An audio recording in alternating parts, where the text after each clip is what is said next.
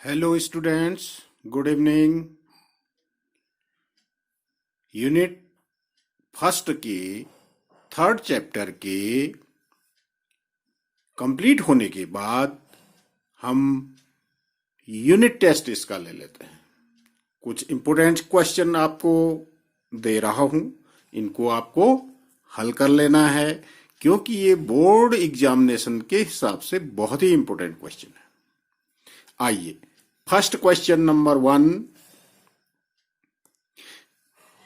किसी चालक में प्रवाहित धारा तथा इसमें स्वतंत्र इलेक्ट्रॉनों के अनुगमन वेग में संबंध स्थापित कीजिए।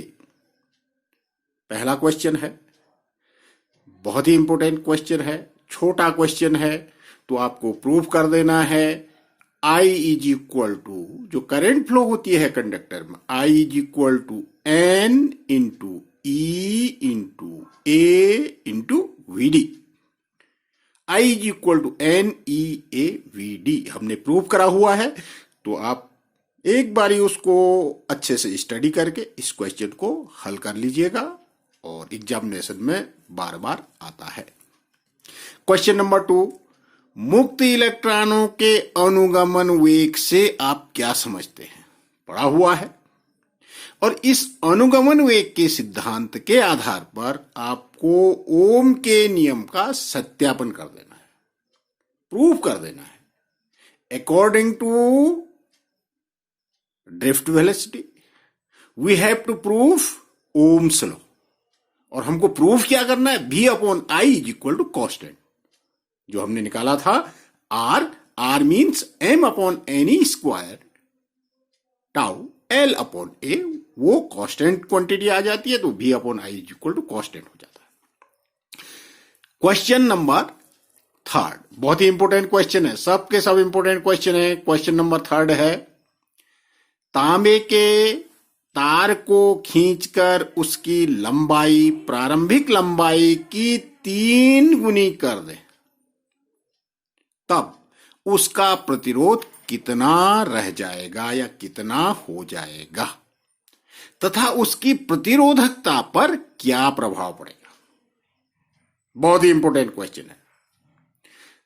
एक वायर को जब हम खींचते हैं, लेंथ इंक्रीज होती है, तो उसका एरिया ऑफ क्रॉस सेक्शन, अनुप्रस्थ काट का क्षेत्रफल भी कम होता है। जब हम तांबे के तार को खींचेंगे, मान लें इनिशियली उसका रेजिस्टेंस R है, यदि उसको खींचेंगे 3 गुना यदि हम कर देंगे, तो मैंने आंसर लिखा हुआ है, उसका रेजिस्टेंस 9 टाइम्स इंक्रीज हो जाएगा, 9 गुना हो जाएगा। आप कर लेंगे इसको, बहुत ही इंपॉर्टेंट क्वेश्चन है। यदि आपको नहीं आएगा, यूनिट टेस्ट के बाद मैं आपको बताऊंगा कैसे आप इसको करेंगे, पहले आप कोशिश करिएगा। और इसी का दूसरा पार्ट दिया है, उसकी प्रतिरोधकता पर क्या इफेक्ट पड़ेगा, रेजिस्टिविटी पर क्या इफेक्ट पड़ेगा। रेजिस्टिविटी पर कोई भी इफेक्ट नहीं पड़ेगा, इसको मैं हिंट कर दे रहा हूं, क्योंकि तांबे का वायर है, जिस मटेरियल का वो वायर बना हुआ है, उसकी रेजिस्टिविटी आप उसको मोड़ दो, उसको खींच दो, उसको किसी भी शेप पे आप चेंज कर दीजिए, उसकी रेजिस्टिविटी चेंज नहीं होगी। आइए, क्वेश्चन नंबर 4, एक तांबे के तार को खींचकर, दोनों सेम क्वेश्चन है, थर्ड और फोर्थ, वो अलग प्रकार से है, ये अलग प्रकार से है। देखिएगा, एक तांबे के तार को खींचकर उसकी लंबाई 10% बढ़ा दी जाती है, 10% इंक्रीज कर दी जाती है। इनिशियल लेंथ L मान लीजिए, initial area of cross section A मान लीजिए, इनिशियल रेजिस्टेंस R मान लीजिए। अब आपको खींच दिया, तो खींचने के बाद लेंथ कितनी इंक्रीज करी, तो खींचने के बाद उसकी टोटल लेंथ निकाल दीजिएगा, 10% इंक्रीज कर गया है, और फिर एरिया कितना परसेंट डिक्रीज करेगा, एरिया डिक्रीज करेगा, वो भी निकालना पड़ेगा आपको। तब आपको आंसर निकालना है, इस तार के प्रतिरोध में कितनी प्रतिशत वृद्धि होगी। आंसर लिखा हुआ है मैंने, ये देखिए 21% आएगा इसका। बहुत इंपॉर्टेंट क्वेश्चन है, आप करिएगा, ये नहीं होएगा तो बाद में मैं आपको बताऊंगा। आप कमेंट सेक्शन में जाइए कि ये क्वेश्चन हमसे नहीं हुए, मैं आपको इसका सॉल्यूशन दूंगा। आइए क्वेश्चन नंबर 5, बहुत ही इंपॉर्टेंट क्वेश्चन है। किसी सेल का विद्युत वाहक बल E, इलेक्ट्रोमोटिव फोर्स E, तथा टर्मिनल विभवांतर, टर्मिनल पोटेंशियल डिफरेंस V से आप क्या समझते हैं? E किसे कहते हैं, V किसे कहते हैं, डिफाइन करना है आपको। यदि E विद्युत वाहक बल व R आंतरिक, स्मॉल r आंतरिक प्रतिरोध वाली सेल से किसी परिपथ में धारा I ली जाती है, तो सिद्ध करना है आपको। सिद्ध कीजिए कि V इज इक्वल टू, मतलब उसको हम किसी सर्किट में यूज कर रहे हैं, उससे करंट ले रहे हैं, तब आपको प्रूव कर देना है E is equal to V minus IR होता है। बहुत ही इंपॉर्टेंट है भाई। इसी पर बेस्ड क्वेश्चन भी आते हैं, जैसे इसी पर बेस्ड क्वेश्चन नंबर 6 है। देखिएगा, जब एक सेल से 0.5 एम्पियर की धारा लेने पर उसके सिरों के बीच विभवांतर, मतलब टर्मिनल पोटेंशियल डिफरेंस है, 20 वोल्ट आता है, और जब उससे कितना करंट ले, 2 एम्पियर की करंट ले, तो टर्मिनल पोटेंशियल डिफरेंस गिर करके 16 वोल्ट रह जाता है, 16 वोल्ट रह जाता है। तो आपको कैलकुलेट कर देना है सेल का ईएमएफ E और सेल का इंटरनल रेजिस्टेंस R। तो आप दो इक्वेशन बनाइए, एक फर्स्ट कंडीशन में, एक सेकंड कंडीशन में। E is equal to V minus IR ऊपर आपने प्रूव करा है क्वेश्चन नंबर 5 में। उसी को यूज करते हुए दो इक्वेशन बना दीजिए, दोनों इक्वेशनों को हल कर लीजिए। हल करने के बाद E इज इक्वल टू आएगा इसका 21.3 वोल्ट एंड इंटरनल रेजिस्टेंस आएगा R is equal to 2.670। Question number 7 बहुत ही इंपॉर्टेंट क्वेश्चन है, सबके सब इंपॉर्टेंट क्वेश्चन है, सबको आपको आराम से करना है। अलग कॉपी ले लीजिए, उनमें इनको हल करिएगा। किरचॉफ के नियम लिखिए। किरचॉफ्स लॉ हमने पढ़े थे, दो लॉज हैं। एक तो जंक्शन रूल है, sigma I is equal to 0, detail से पढ़ा हुआ है, वो लिख देना है आपको। और दूसरा है loops law, sigma E is equal to sigma V, मतलब sigma IR, sigma E is equal to sigma IR। ये दो लॉज लिख देने हैं, first law and second law, Kirchhoff's law for electric circuits. और व्हीटस्टोन के संतुलन की अवस्था में प्रतिरोधों के संबंध का सूत्र निकाल। 4 रेजिस्टर्स लोगे आप, व्हीटस्टोन ब्रिज बनाओगे, R1, R2, R3, R4, या ऐसा भी कह सकते हैं PQRS। उनमें रिलेशन निकालोगे, P upon Q is equal to R upon S, या R1 upon R2 is equal to R3 upon R4। क्या यूज करते हुए? किरचॉफ्स के लॉज को यूज करते हुए। आइए अगले क्वेश्चन में, क्वेश्चन नंबर 8 आ गया। पोटेंशियोमीटर, विभवमापी का सिद्धांत चित्र खींच करके समझाना है। हमने विभवमापी पढ़ा, पोटेंशियोमीटर पढ़ा, उसका प्रिंसिपल पढ़ा, उसके बारे में हमने डिटेल से अध्ययन करा है। तो आपको विभवमापी का सिद्धांत क्या है चित्र सहित खींच करके, ड्रॉ करके समझा देना। इसकी सुग्राह्यता किस प्रकार बढ़ाई जा सकती है, हमने पढ़ा है। उसकी सेंसिटिविटी कैसे इंक्रीज करेंगे, तो वो लिख देंगे।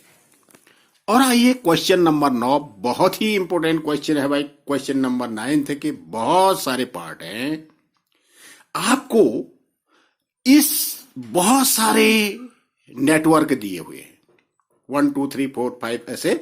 इन नेटवर्कों में आपको 2 पॉइंट्स A और B के बीच इक्विवेलेंट रेजिस्टेंस निकालना है, और मैंने आंसर भी आपको दे दिए हैं।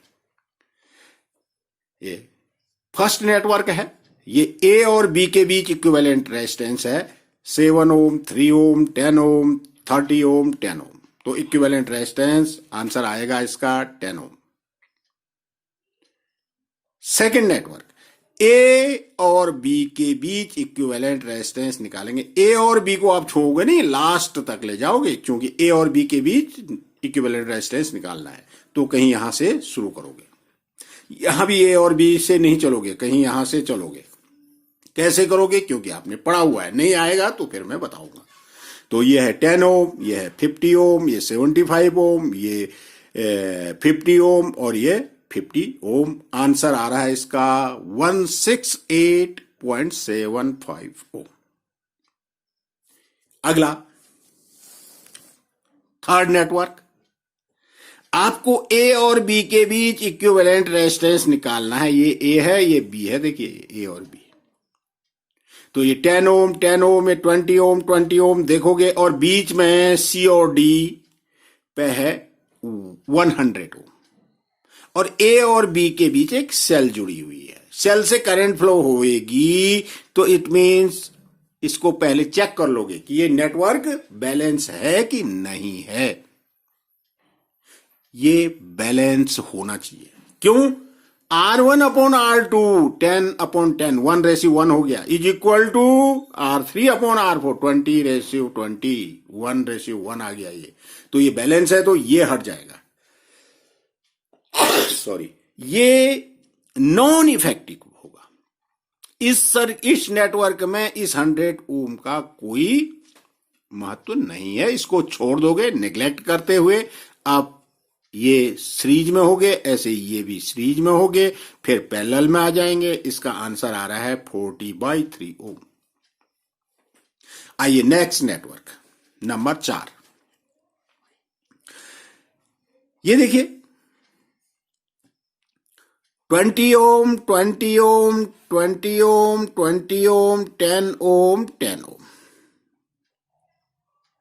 और इस नेटवर्क का आपको रेजिस्टेंस बताना है, और आया है 15 ओम इसका आंसर। और यहां पर मैं लिखना भूल गया हूं, तो इसको मैं चेक करके आपको अभी बता रहा हूं यहां पर कितना रेजिस्टेंस है। इसको मैं आपको अभी बताता हूं। आइए नेक्स्ट, फिफ्थ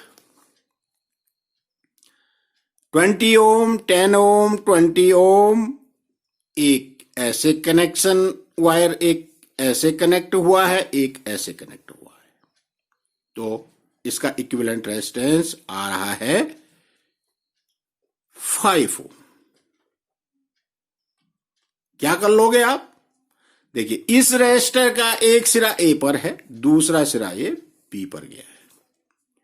इस रेजिस्टर का भी एक सिरा तो ये बी पर है और दूसरा सिरा ए पर है, और इस रेजिस्टर का देखिए एक सिरा ए पर गया और दूसरा सिरा बी पर। तो ये सब पैरेलल में हो गए। तो ये आना चाहिए 1/20 प्लस 1/20 प्लस 1/10, तो आ जाएगा 5 ओम आ जाएगा। सिक्स्थ नेटवर्क, ये देखिए ये ए है, ए, और ये है बी। ए और बी के बीच इक्विवेलेंट रेजिस्टेंस बताना है आपको। 1 ओम 1 ओम 1 ओम 1 ओम 1 ओम, सब के सब 1 ओम है। तो इसको व्हीटस्टोन ब्रिज बनाओगे आप। इसको ए मान लेना, इसको बी दिया हुआ है, इसको डी मान लेना, इसको सी मान लेना। तो व्हीटस्टोन ब्रिज बनाओगे, वो बैलेंस होएगा। बैलेंस होएगा तो इसका आंसर भी एक ही ओम आएगा। नेक्स्ट क्वेश्चन, 7वां 10 ओम 10 ओम 10 ओम 10 ओम 10 ओम, सब 10 ओम के रेजिस्टेंस है। 5 रेजिस्टर्स हैं, ये ए है, ये बी है। एक को मान लेना ये सी, इसको सी मान लेना, इसको डी मान लेना। ये भी व्हीटस्टोन ब्रिज बन जाएगा, इसको भी व्हीटस्टोन ब्रिज बना लेना। ए और बी के बीच इक्विवेलेंट रेजिस्टेंस आएगा, वो भी 10 ओम आएगा। आइए 8वां नेटवर्क, यह 8वां नेटवर्क, 8th नेटवर्क। देखिए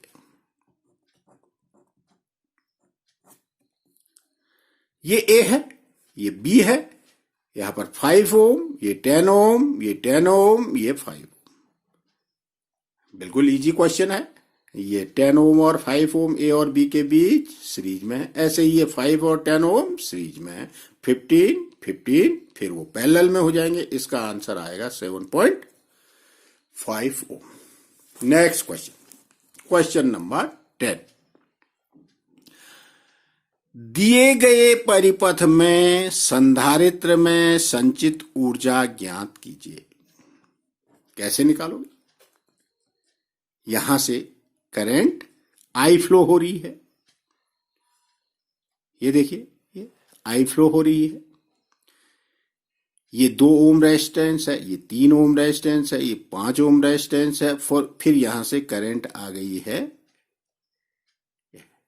2 एम्पियर। अब ऐसा दिया है तो आप क्या करोगे भाई? इस 2 ओम, 3 ओम, 5 ओम के का इक्विवेलेंट रेजिस्टेंस निकाल लोगे। फिर इस पॉइंट और इस पॉइंट के बीच जो रेजिस्टेंस आएगा, टोटल रेजिस्टेंस आ जाएगा 2, 3, 2, 5, 5, 10 ओम आ जाएगा। और उससे करंट फ्लो होएगी कितना? जब ये कैपेसिटर फुली चार्ज हो जाता है तो इसको कोई करंट नहीं आती, पूरी की पूरी करंट रेजिस्टर से होकर के पास होगी। तब भी निकाल लोगे, इन 2 पॉइंट्स के बीच पोटेंशियल डिफरेंस निकाल लोगे। तो potential difference V is equal to IR से हो जाएगा। I 2 एम्पियर की यहां से निकल रही है तो 2 ही इन हो रही होगी। इसका मतलब ये 10 ओम आ गया, 10 ओम, और V is equal to IR, 10 into 2, 20 volt आ गया। तो इस कैपेसिटर्स के सिरों के बीच जो पोटेंशियल डिफरेंस आएगा वो आएगा 20 वोल्ट। फिर U is equal to half CV square से आप निकाल लोगे। अब एक मिसिंग हुई है, जिसको मैंने कहा था यहां पर एक मिसिंग हुई है, इसको मैं आपको बता रहा हूं। हाँ, ये 4th नेटवर्क में मिसिंग हुई है, ये देख लीजिएगा। ये 40 ओम होगा, यहां पर 40 ओम, ये 20 ओम, ये 20 ओम, ये 20 ओम और 20 ओम देखिए ये सीरीज में हो गया। तो ये 40 आ जाएगा। फिर 40 और 40 कैसे हो जाएगा? पैरेलल में। कितना आ जाएगा? 20 आ जाएगा C और D पर। 20 ये हो गया, 20 ये हो गया, 20 हो गया, ये 20, 20, 20 कितना हो जाएगा? 60 हो जाएगा। वो 60 और ये 10 और 10, 20 हो गया। 20 और 60 फिर किस में हो जाएंगे? पैरेलल में। तो आ जाएगा 15 ओम। ये आपका यूनिट टेस्ट हो गया। इसमें 10 क्वेश्चन है। ये यूनिट टेस्ट भी 10 मार्क्स का है। भले ही आपको काफी काम इसमें करना है। हर क्वेश्चन हमने कितने मार्क्स का दिया है? 1-1 नंबर का। अब नेटवर्क इतने बड़े नेटवर्क हैं, देखिए ये 1-1 नंबर के नहीं होते, परंतु आपकी एक्सरसाइज होगी, इससे काफी सारे क्वेश्चन होंगे। आप इस यूनिट टेस्ट को करिएगा, जो क्वेश्चन नहीं आएंगे उनको आप पूछ लेंगे। आज के लिए इतना ही। ध्यान दीजिएगा, ये हमारा 3 यूनिट खत्म नहीं, 3 चैप्टर हमारे बिल्कुल कंप्लीट हो गए हैं। और तीन चैप्टरों में हमने चैप्टर वाइज 3 यूनिट टेस्ट भी आपको दे दिया है। तो आप आराम से इनको करिएगा, कॉपी तैयार कर लीजिएगा। जितने वीडियोज चैप्टर वाइज आपको प्रोवाइड हो रहे हैं उनको अच्छे से सुनिएगा। बोलने में कहीं मिसिंग हो रही हो, क्योंकि कभी बोलने में त्रुटियां भी हो जाती हैं, तो उसको कमेंट सेक्शन में जाकर के आप मुझे रिमाइंड कराइएगा कि सर यहां पर ये कहीं गलत तो नहीं हुआ है, तो उसको हम करेक्ट कर लेंगे। आप रेगुलर स्टडी करते रहिए। जब भी हमको नेक्स्ट समय मिलेगा हम अगली यूनिट शुरू करेंगे। आज के लिए इतना ही। ओके।